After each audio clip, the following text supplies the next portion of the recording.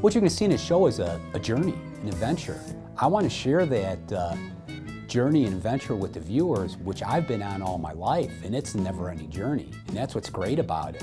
You don't worry where you're going, you just want to go out and do it. So in the show, you're going to feel that excitement of us discovering these discarded, vintage, junk. Land sakes, the junk man's coming, the junk man's coming around. Trying to find those apothecary drawers. So what am I doing down here in the crawl space today? Well, I'm doing what we like to call shopping. Now, what is shopping? Over the decades, my dad developed what I call junk lingo, his Bobisms. And I'm down here, I was looking for these apothecary drawers that we picked, probably good 30, 40 years ago when I was a kid at Maxwell Street Market in Chicago. So like a all-purpose table, so we had the drawers on the side. This is the top, of course, not this length, but something appropriate that fits into a kitchen. This is an end view, so it's a Nero view. So you get these square legs on here. Then we have the drawers up here, like one right here. The one thing we like to do at Picking to Repurpose is work with these local artisans on some of our repurposing projects. In 1966, I escaped from Czechoslovakia and I end up in Greece, in the refugee camp in Greece. Really? See, when we get it back to the shop, when Milan's done, doing what we're talking about here with alterations, I will experiment on sanding it in levels of sanding, because you can score this as much as you want or as little as you want, and just see how it looks with the drawers and the top. Show, we got all 3 P's done today. Yep. That's the pick, purpose, and placement. So I hope you enjoyed the show, and stay tuned, as in this first season, we're going to scour across Colorado looking for unique vintage items, and then we're going to collaborate with the local craftsmen to give you something like this. And what we love the most is we're going to bring this look into your life. Until next time, we will be picking to repurpose. Whoa. Holy cow, this is a lot of stuff. I think we need to get to work soon, or we're not going to get all this Get out that of it. wheelchair out so I can roll around. Okay, I'll start doing that.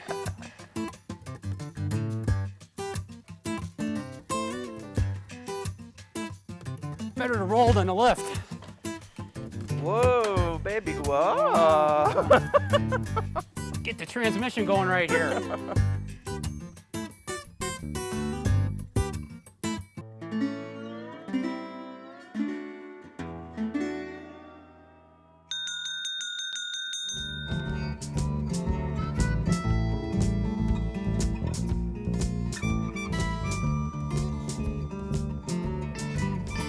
This is why I wanted you guys to come up. Remember? This is how we met. Yes, I remember. So excited for you to see it. So what you came up how many times to the store? Oh, we came up so many times, and I looked at it. Every time I came in, I always told Marty, I'm like, if we ever build a house, I'm putting this in my house. And I was so excited when we were building a house. So this is what we came up with. And Marty had some great ideas about the wood, and we wanted to utilize it as storage, and it's just has really been a fun piece. It's been my favorite piece in the whole house. Every ranch has a workshop, and I can't wait to get my hands on the hard-ass merchandise in this shop. Yeah, the ranches and farms have machinery. Machinery needs gas, oil, and grease. So it looks like this is their corner for all those goodies. And one thing you need to get it out of the barrel, back into the barrel, and into the machinery is funnels. And I love funnels. I mean, they can be repurposed into so many different things. Whoever films the laundry room, I love this room. I always wanted a laundry room where if a calf came in sick, Marty could actually rinse it off in the laundry room instead of in our kitchen sink. So that was my main thing. I wanted cement floors with a drain, a place to hook up a hose. Not very many people, but it's a big deal in our house. I bet. I think P2R is showing people from another point of view what's going on now. I just want to enlighten people to how great it was when things were real and they didn't fall apart. And I just like the sustainability of our things because it's not really done like that anymore. It's a junk picker's life for me, yeah. It's a junk picker's life. I'm living a junk picker's life. Every one of the picks I go on has the 3 S's. This one really has a story. So we're heading over to Palisade today. Out here we call Palisade the Banana Belt, and the reason we call it that is it's known for its orchards and vineyards. But the real reason I'm going over there is this closed up rock and mineral store. I've been driving by this roadside attraction on Old Highway 6 for almost 7 years now. Every time I see something that Don was talking about, it looks like...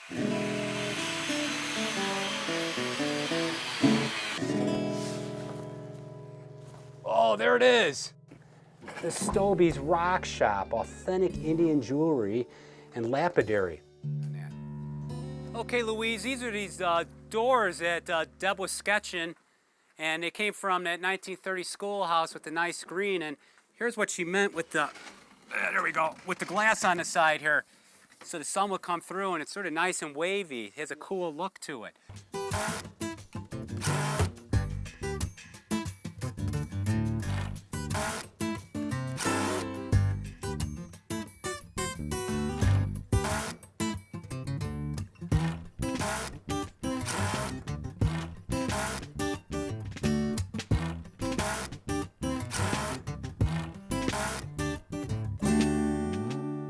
Me and Louise finished up the roof. Well, it's been a long day here making the deliveries, and we're up valley in Aspen, what we like to call the locomotive or engine in the valley that drives the commerce of everything here, with one last stop, like I said, and it's at Jeff and John's house. And what's great about Jeff and John is they've bought a lot of my big hard-ass merchandise.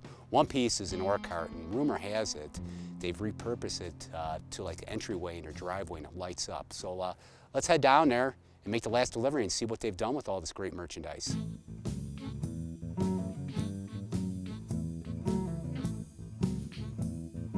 What I love about these vintage items, it speaks to who you are. So when you're out picking, you want to find stuff that inspires you. We've seen ranches, farmhouses, average houses, all types of homes. And as we see here with Jeff, he took a modern contemporary style and brought his inspired rustic pieces, and they just fit so well together.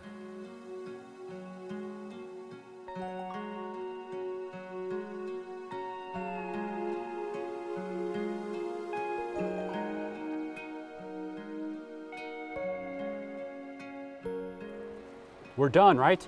This has been a season-long project, and as we like to say, this is a project that went from salvage items to the grandeur of the Chalet du Soleil. Well, you know, we have a lot of each episode in here. The chandelier, True. from the pick. True. The trophies from the pick. True.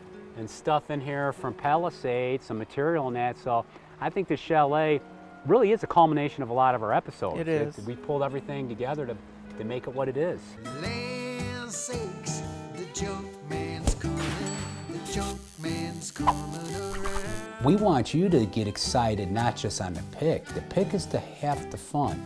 Then is the creative part, because you get to join in and say, whoa, I see what Craig and Deborah are doing. Or we want the viewers to say, hey, Craig and Deborah, have you ever thought of this? Or where I'm like, wow,